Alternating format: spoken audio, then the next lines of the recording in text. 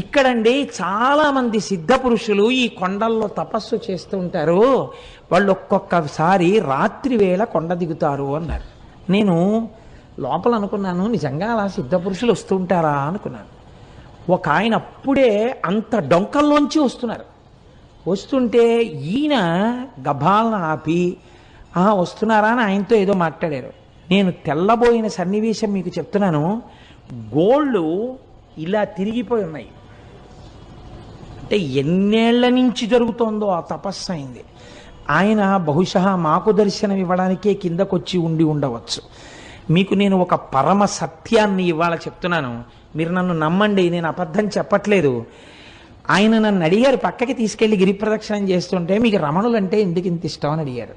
అడిగితే ఏదో పుస్తకాల్లో చదువుకున్న 4 మాటలు తప్ప నాకేం తెలుసు కనుక రమణులు అంతటి వారండి, రమణులు ఇంతటి వారండి, నేను చదువుకున్నవేవో చెప్పా.